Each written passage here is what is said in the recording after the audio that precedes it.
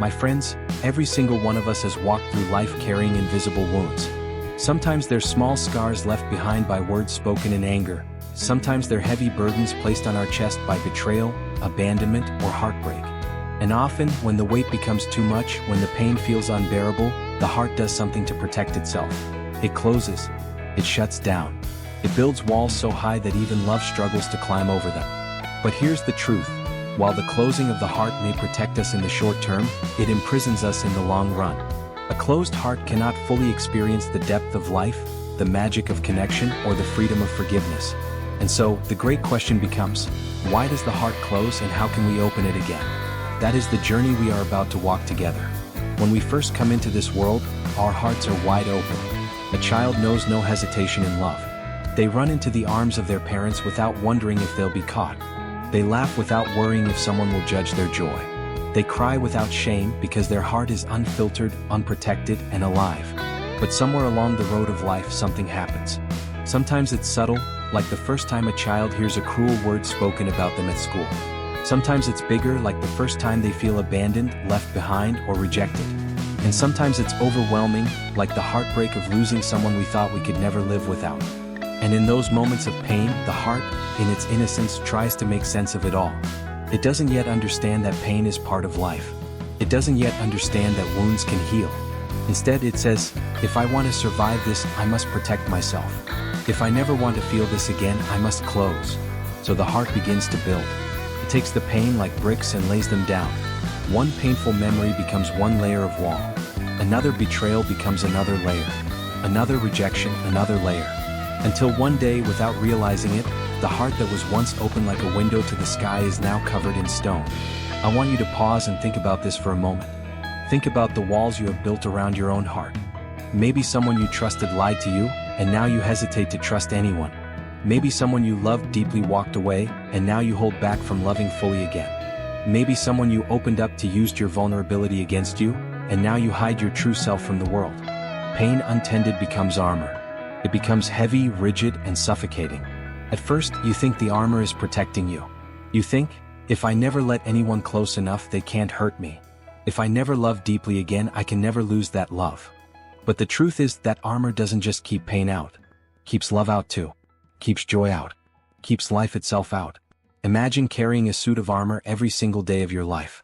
You wake up with it, you walk with it, you try to embrace people with it. But armor doesn't bend. Armor doesn't soften. Armor doesn't allow closeness.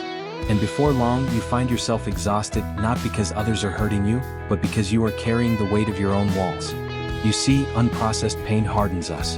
It tells us, never again. Don't risk it. Don't trust. Don't love. But here is the paradox. The very thing we fear, more pain, becomes inevitable when the heart stays closed. Because the closed heart suffers quietly every single day. It suffers from loneliness.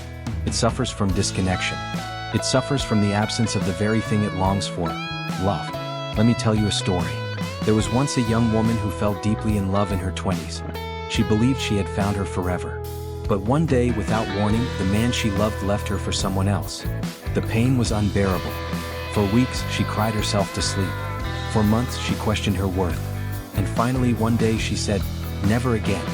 I will never let myself love like that again. And she kept her promise. She went on with her life, she succeeded in her career, she filled her days with busyness, but she never truly opened her heart again. Years later, she admitted something heartbreaking. I thought I was protecting myself from pain. But what I really did was protect myself from happiness too. I thought I was saving my heart. But what I did was bury it. That is what happens when pain becomes armor. It doesn't just protect us, it imprisons us. But here's the truth, pain itself is not the enemy. Pain is a teacher. Pain is life's way of telling us that something mattered, that something was real, that something touched us deeply. If you feel pain, it is proof that your heart was alive, that it was open, that it cared. And isn't that what life is truly about? To care so deeply that it moves us, even if it sometimes breaks us? The problem is not pain. The problem is what happens when we don't tend to it. Pain untended becomes bitterness. Pain ignored becomes hardness. Pain denied becomes walls. But pain acknowledged, pain embraced, pain processed, that kind of pain becomes wisdom. It becomes compassion. It becomes strength. So when we ask, why does the heart close? The first answer is simple, because of pain. But when we ask, how can the heart open again? The answer is equally clear. By tending to that pain, not avoiding it. By sitting with it, by letting ourselves feel it, by learning from it instead of hiding from it. The truth is, healing does not mean pretending it didn't hurt. Healing means saying, yes, it hurt. Yes, it broke me. But I will not let this pain be the architect of my future. I will not let it build walls around my soul. Think of a broken bone. If left untreated, it may heal on its own, but it will heal crooked, twisted, weakened.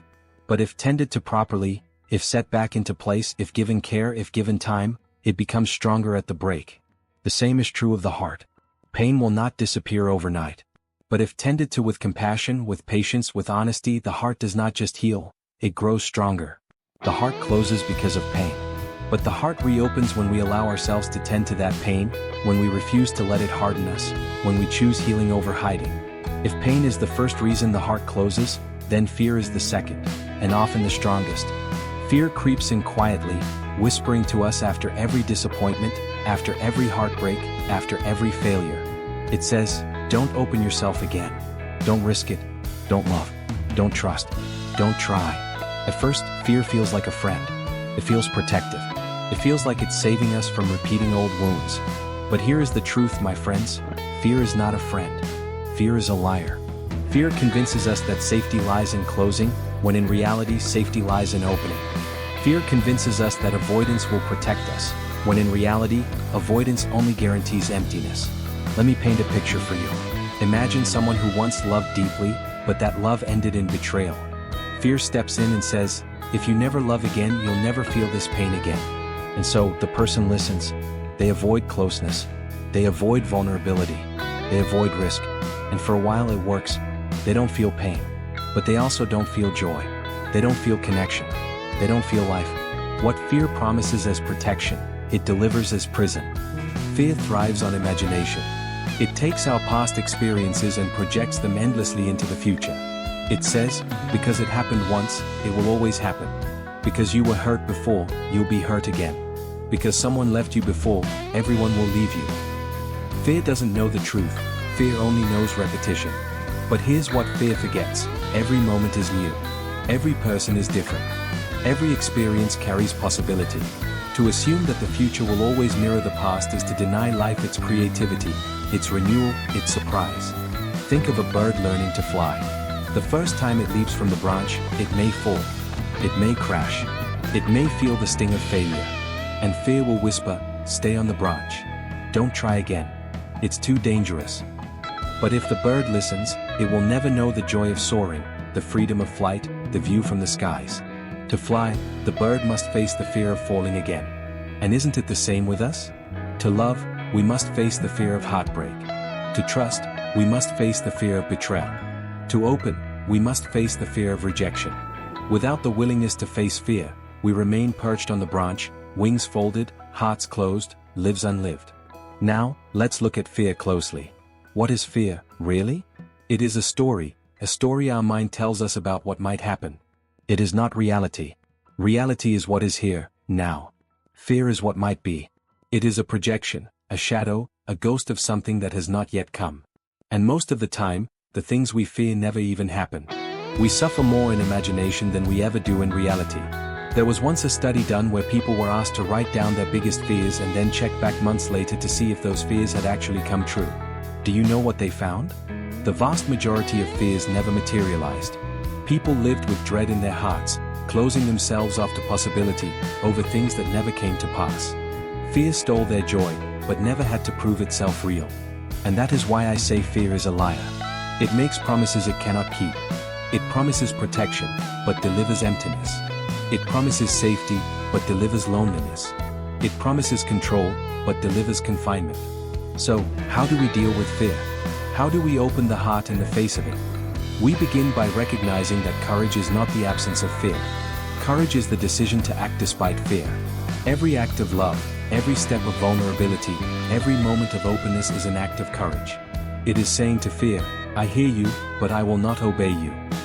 Think of the times in your life when you felt most alive. Maybe it was when you confessed your feelings to someone you loved, even though you were terrified.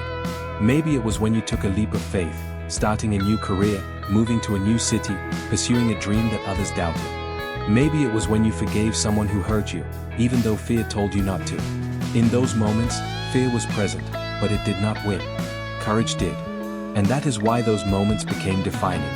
The heart reopens not when fear disappears, it never fully disappears, but when we stop letting it dictate our choices. Fear can sit in the car with us, but it cannot drive. Fear can whisper, but it cannot decide. I want you to imagine something. Imagine your life 5 years from now, living under the rule of fear. Imagine yourself saying no to every opportunity because you're afraid. Imagine yourself pushing people away because you're afraid. Imagine yourself hiding your dreams because you're afraid. What would that life look like? Safe? Maybe. Predictable? Maybe. But empty. Lonely. Small.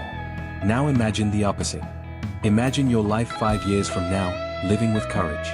Imagine saying yes, even when you tremble. Imagine opening your heart, even though you don't know how it will end. Imagine chasing your dreams, even though you're unsure. That life may be uncertain, but it will be alive. It will be filled with color, connection, possibility. The choice is always before us, live by fear, or live by love. And love, my friends, is always the more courageous choice. The heart closes because of fear. But the heart reopens when we call fear by its true name, a liar.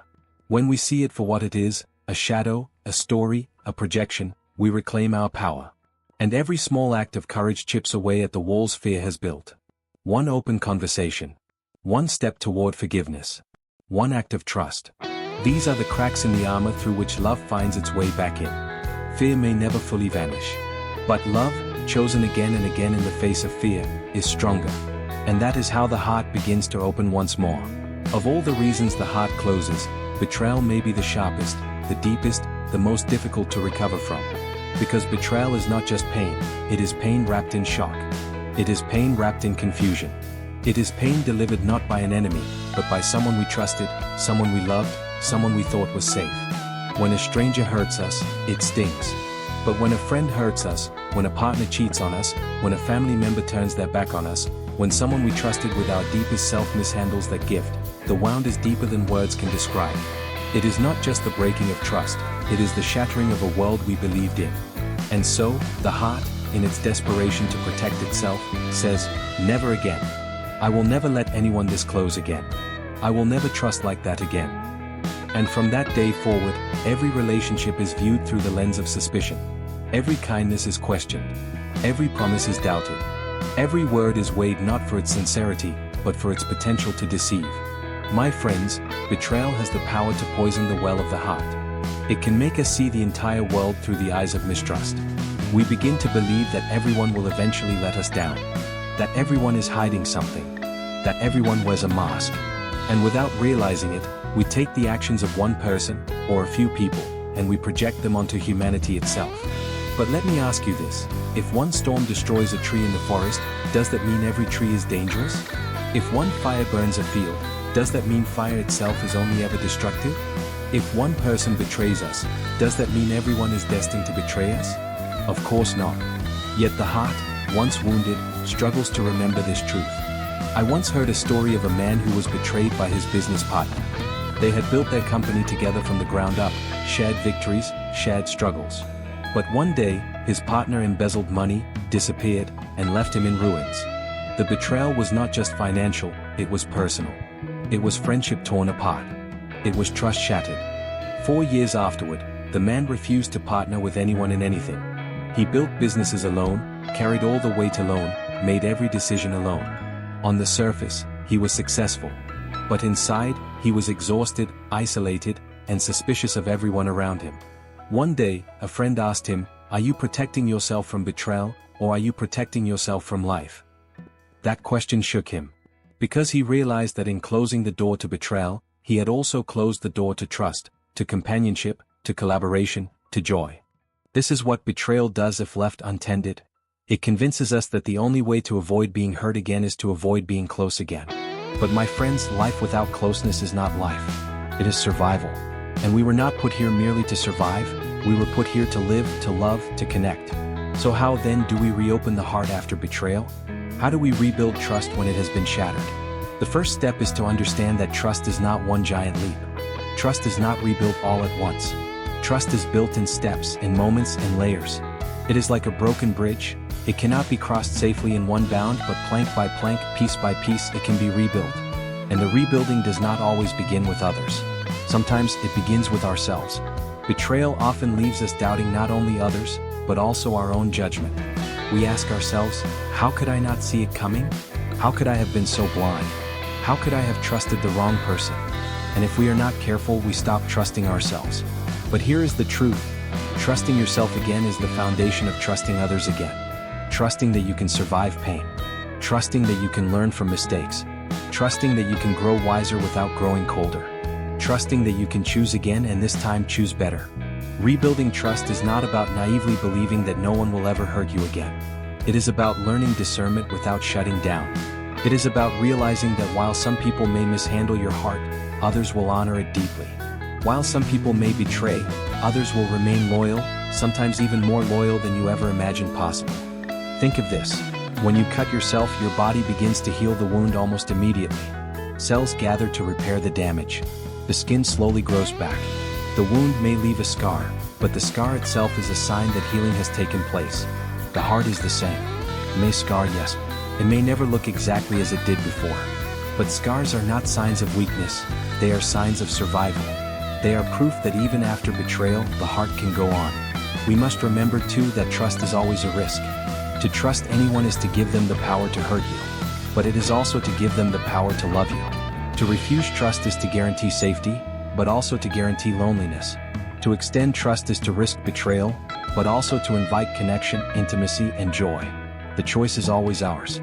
One of the most beautiful truths about life is this: not everyone is the same. Just because one person misused your trust does not mean the next will. If we close our heart completely, we rob ourselves of the chance to meet the ones who would treasure it. If we never risk again, we never give life the chance to surprise us with goodness. The heart closes because of betrayal. But the heart reopens when we choose to believe again, slowly, carefully, but still courageously. It reopens when we realize that betrayal is not the final word. Trust is, love is, connection is. And so, if you have been betrayed, I urge you, do not let that betrayal be the author of your story. Do not let it build permanent walls around your heart. Acknowledge it, grieve it, learn from it. But then, when the time is right, open again. Because while betrayal may have broken you once, trust can heal you again. If pain and fear and betrayal can close the heart, then guilt and shame are like locks placed on the door. These two emotions, guilt and shame, are some of the heaviest burdens the human soul can carry. And unlike pain that comes from others, unlike betrayal that comes from outside, guilt and shame come from within. They are battles fought in the silence of our own minds, wars that no one else can see, but wars that can consume us completely. Let me explain the difference between the two, because while they walk hand in hand, they are not the same. Guilt says, I did something wrong. Shame says, I am something wrong. Guilt points to an action, shame points to identity. Guilt can be a teacher, but shame is a jailer. And when the heart carries shame, it closes not because others hurt it, but because it stops believing it deserves love in the first place. How many of us are walking through life carrying guilt from the past? Perhaps it was a mistake we made in a relationship, words we cannot take back, actions we cannot undo. Perhaps it was a dream we abandoned, an opportunity we wasted, a path we regret not taking. Perhaps it was the way we treated ourselves in moments of weakness, or the way we treated others when we didn't know better. And then shame arrives, whispering, because of this, you don't deserve love. Because of this, you will always be unworthy. Because of this, you must hide who you are. And so, the heart closes. Not because others shut it down, but because we shut it down ourselves. We put on masks, we hide our scars, we pretend to be stronger than we are. But deep down, we feel unworthy, and unworthiness is one of the most powerful locks on the human heart. I once met a man who carried guilt for decades. In his youth, he had broken the trust of his family. He made mistakes that cost him relationships, money, and years of his life. Though his family eventually forgave him, he never forgave himself. And because he could not forgive himself, he lived with a closed heart. Anytime someone tried to get close, he pushed them away. Anytime love tried to enter, he said, if they really knew me, they wouldn't love me. Do you see how shame works? It convinces us that we are unworthy of what we long for. It tells us that love is for others, not for us. It tells us that forgiveness is a gift too expensive for our failures. And because we believe it, we close. But here is what I want you to hear clearly. Guilt and shame are not meant to be life sentences. guilt has a purpose. It is like a road sign that tells us, turn back, you're going the wrong way. It is a teacher that says, learn from this, grow from this, do differently next time. But once the lesson is learned, guilt has done its job. To carry guilt forever is like carrying a teacher's voice long after you've graduated. It no longer serves you. And shame? Shame is a lie. Shame says you are your mistakes. But you are not your mistakes. You are not your failures. You are not the worst thing you've ever done. You are not the darkest moment of your past. You are a soul capable of growth, redemption, change, and love. Think about it like this. When a glass breaks, we don't throw away the possibility of glass forever. We don't say, because one broke, all glass is worthless. We pick up the pieces, we sweep them away, and we keep living. And sometimes, people take those broken pieces and make something even more beautiful. Stained glass windows that let the light shine through in ways a whole glass never could. That is what forgiveness does with our brokenness. But here is the challenge. Forgiveness is not easy. Especially self-forgiveness. Sometimes it feels almost impossible to forgive ourselves. We think forgiveness means excusing the past, pretending it never happened. But no, forgiveness is not denial. Forgiveness is freedom. Forgiveness is looking at our past honestly, admitting the mistakes, grieving them, learning from them, and then releasing ourselves from carrying them forever. Forgiveness is saying, yes, I fell. Yes, I failed. Yes, I hurt others. Yes, I hurt myself. But I refuse to let this be the end of my story. I refuse to let this define me for the rest of my life. I am more than my mistakes.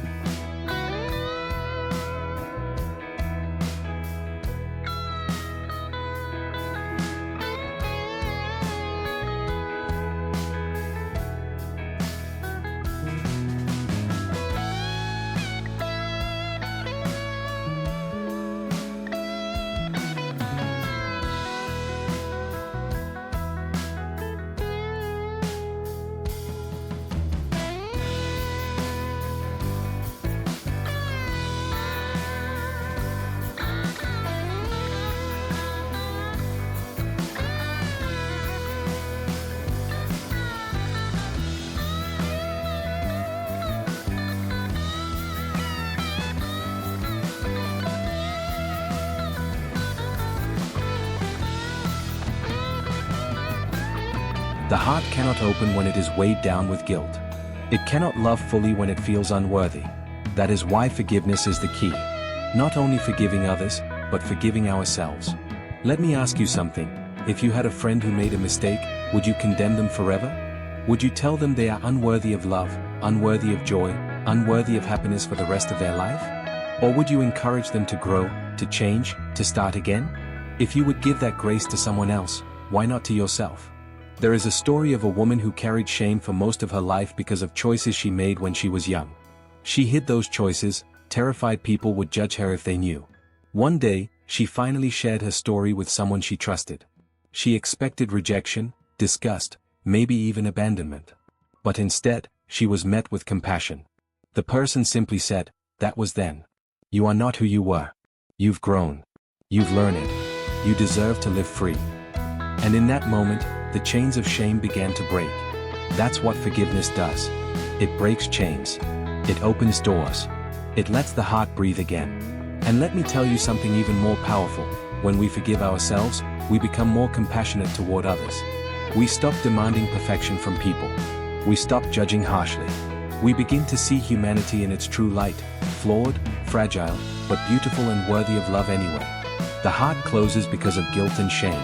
But the heart opens again when we realize that forgiveness is not something we have to earn. Forgiveness is a gift we choose to give ourselves. And when we choose it, we stop carrying the heavy weight that has been crushing us for years. So, if you are carrying guilt, if you are carrying shame, I want you to hear this. You are not beyond forgiveness. You are not beyond redemption. You are not beyond love. The fact that you feel guilt means you care. The fact that you feel shame means you are aware. And awareness is the first step toward growth. Do not let your past become a prison. Learn from it, grow from it, but then let it go. Because the heart was never meant to live locked in guilt. It was meant to live open, alive, and free. And forgiveness, especially self-forgiveness, is the key that unlocks the door. If there is one universal experience that every human being will face, it is loss. Loss wears many faces. Sometimes it comes as the death of someone we love.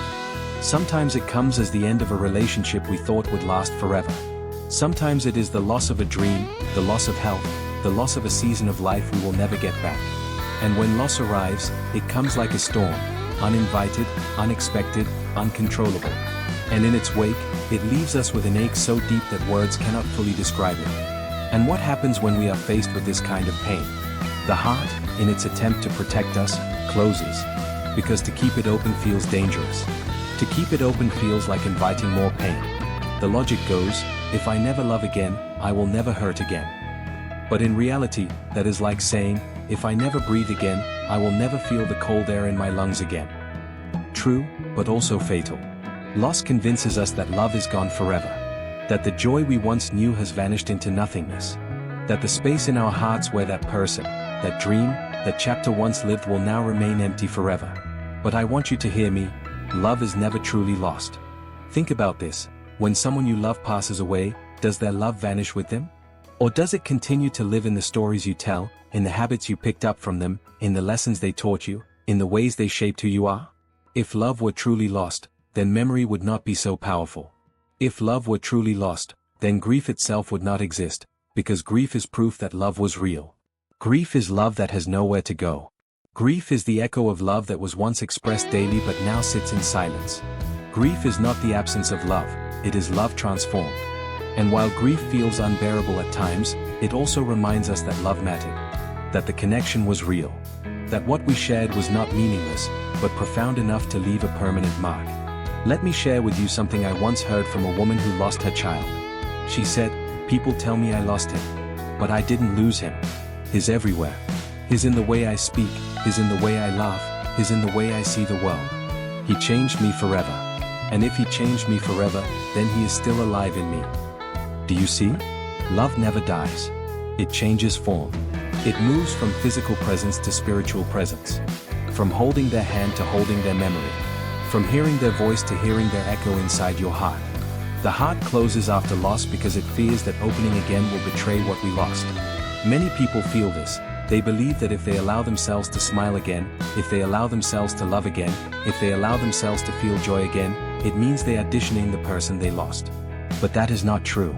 Think of it this way, if someone you love deeply was watching you now, would they want you to shut your heart forever? Would they want you to live in pain endlessly, unable to smile, unable to love again? Or would they want you to carry their memory as a source of strength, and then open your heart again to the beauty that is still available in life? Love is not betrayed by opening again. Love is honored by opening again. When you open again, you are not replacing what was lost, you are expanding the space of love in your heart. Because the human heart is not a box that gets filled and then emptied. It is a well that, when tapped, can keep giving, keep flowing, keep creating new streams. Loss also teaches us something profound, that love is not measured by time. Sometimes the deepest loves are short-lived, a friendship that lasted a few months but changed your soul forever, a relationship that ended but awakened you to what love could be, a family member who passed too soon but left you with values that now guide your life. The length of time does not define love's worth. The depth of connection does. But still, the pain of loss is real. I am not here to tell you to ignore it, to pretend it doesn't hurt, to just move on. No, loss is sacred. Grief is sacred. It is the proof of our humanity. It is the evidence that our hearts are capable of bonds deeper than logic can explain. So, the invitation is not to deny grief, but to allow it. To sit with it. To let it wash through you like waves. Because grief is not something you get over, it is something you grow through. And as you grow through it, you begin to see that while the form of love changes, the essence of love remains. That person you loved, that dream you cherished, that chapter you lived, it still lives in you. It has become part of your DNA, part of your soul, part of the way you see the world. And here's the most beautiful part. When you allow the heart to open again after loss, you don't just experience new love, you carry the old love with you into the new. You don't lose the love of your past, you expand it into the love of your present. Every time you smile again, every time you choose to love again, every time you allow joy to enter your life again, you are not betraying what was lost, you are proving that love was real enough to continue. So, yes, the heart closes because of loss.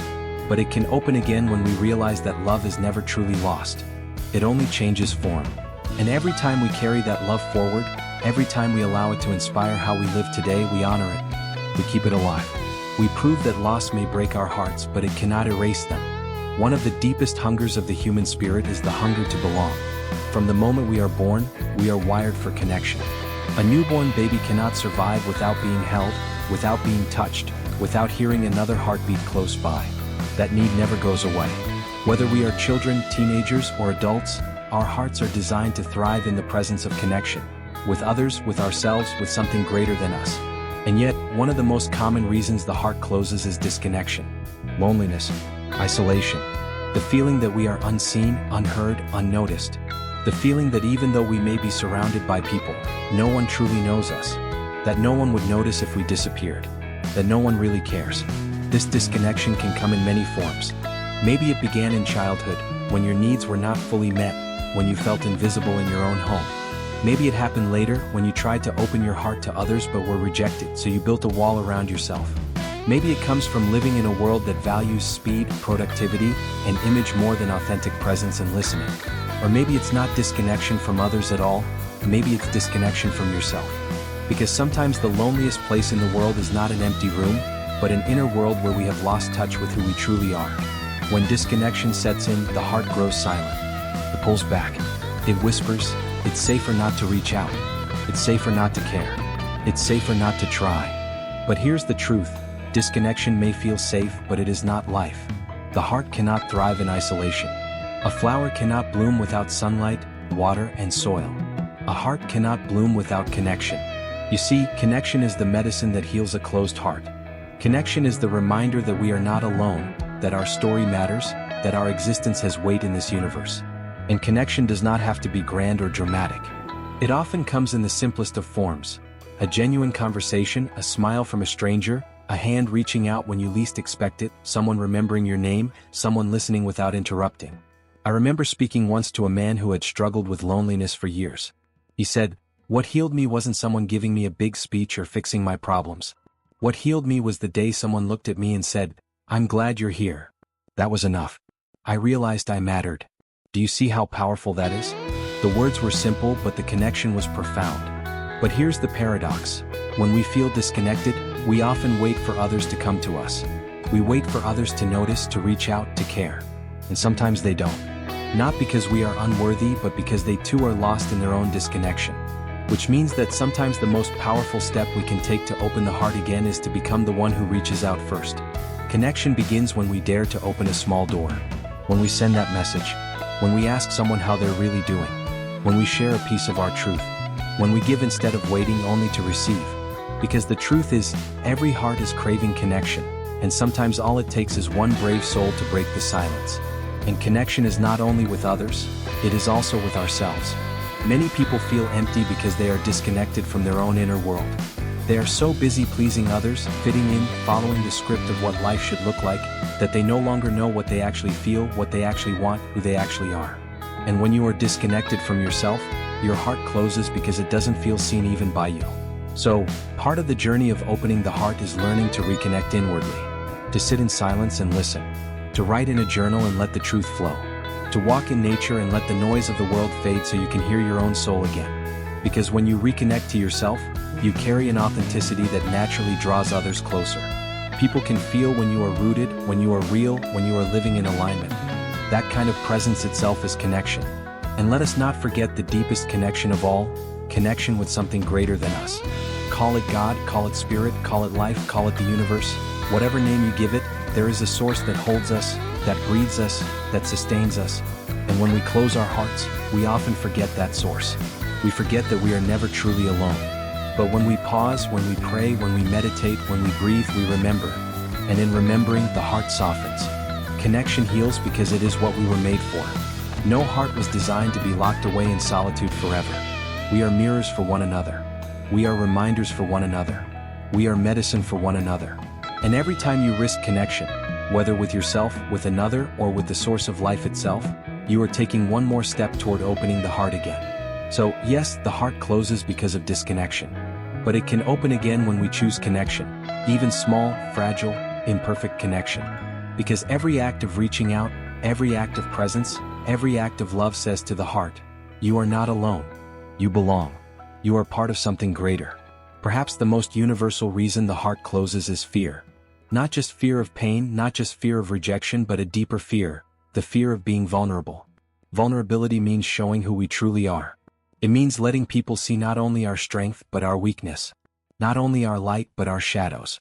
Not only the polished version of ourselves but the raw, unfinished, imperfect parts.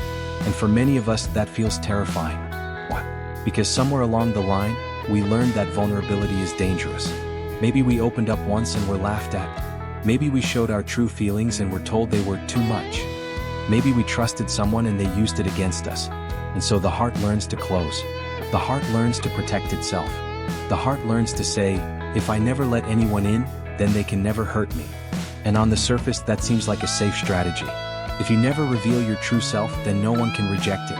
If you never risk opening, then no one can wound you. But here's the paradox. While closing the heart might protect us from pain, it also locks us away from love. You cannot selectively numb emotions. When you shut out vulnerability, you don't just shut out the possibility of hurt, you also shut out the possibility of deep joy, intimacy, and connection. Think about it. The moments that make life most meaningful are often moments of vulnerability. Telling someone you love them without knowing if they will say it back. Sharing your dream even though people might laugh. Asking for help when your pride tells you to stay silent. Admitting your mistakes, your fears, your flaws. These are the moments that crack open the heart and make us feel alive. Vulnerability is not weakness. Vulnerability is the birthplace of courage. But the heart forgets this. The heart remembers the wounds more vividly than the victories. So it whispers, don't risk it. Don't say it. Don't try. Stay safe. And many of us listen to that voice, and in doing so, we trap ourselves in a cage of safety that is also a cage of loneliness. So how do we open the heart again? The answer is courage. Not the absence of fear, but the willingness to act in spite of it. Courage is not about pretending you are invincible. Courage is about being honest, about showing up anyway, about risking authenticity in a world that constantly tempts us to wear masks. Let me tell you something important. Every time you are vulnerable, you are teaching your heart that it is safe to open again. Every time you share your truth, you are rewriting the story that says you must hide.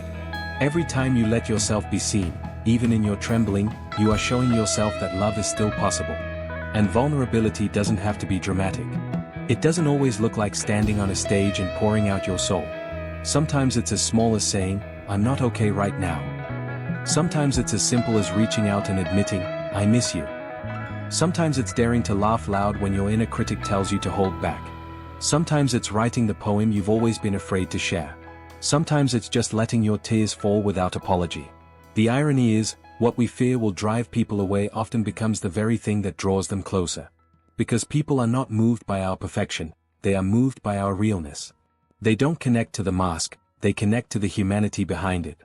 Think about the moments when you felt closest to someone. It was probably when they allowed you to see their truth, when they let down their guard, when they said something raw and unfiltered that made you say, me too.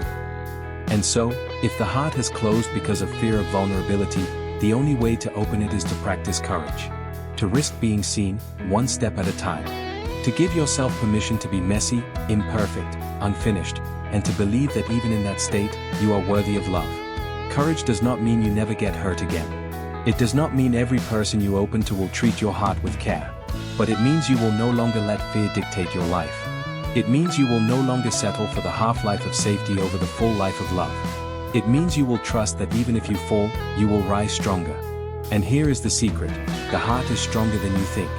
It was built to break and to heal, to shatter and to mend, to close and to open again. Vulnerability is not about avoiding all wounds, it is about trusting that you can heal from them. And when you live from that place, you realize the heart does not need to be locked away. It was never designed to be locked away.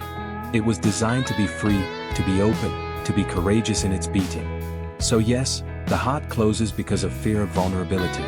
But it can open again when you choose courage. Courage to speak. Courage to feel. Courage to risk. Courage to love. Because every act of courage, no matter how small, whispers to the heart, it is safe to be open. It is safe to be alive.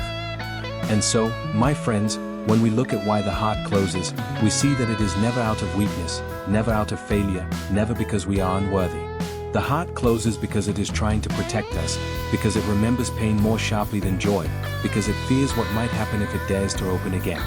But what we must remember is this: the very strength of the heart is not in its ability to shut down, but in its divine ability to reopen, again and again, no matter how many times life has tested it. You are not broken because your heart has closed. You are human. And being human means you will know both hurt and healing, both silence and song, both walls and openings. But the gift you hold is choice. At any moment, you can decide to open again. You can decide to soften when the world tempts you to harden. You can decide to risk love when fear tells you to hide. You can decide to forgive when resentment tries to cage you. You can decide to be courageous when every part of you wants to retreat. The beauty of the heart is that it never loses its capacity to feel. It never loses its capacity to give. It never loses its capacity to be reborn. No matter how many walls have been built, there is always a door waiting to be unlocked. No matter how long it has been closed, it can always beat again with a deeper rhythm of compassion, empathy, and love. So tonight, as you walk away with these truths, I want you to carry this. Your heart is stronger than your past, braver than your fears, and more expansive than your pain. Let it open, even if only a little. Let it open, even if it trembles. Let it open, even if you don't know what tomorrow brings. Because life was never meant to be lived with a locked heart. It was meant to be lived fully, passionately, fearlessly, vulnerably, openly. And when you live that way, when you allow your heart to open again, you not only change your life, you change the lives of everyone around you. Because an open heart has a ripple effect. It inspires others to open. It heals what logic cannot. It builds bridges where walls once stood. And most of all, it reminds the world that love, no matter how many times it is challenged, will always remain the most powerful force we have. So open your heart. Risk being seen. Risk being loved. Risk being alive. Because in the end, that is what you were born for.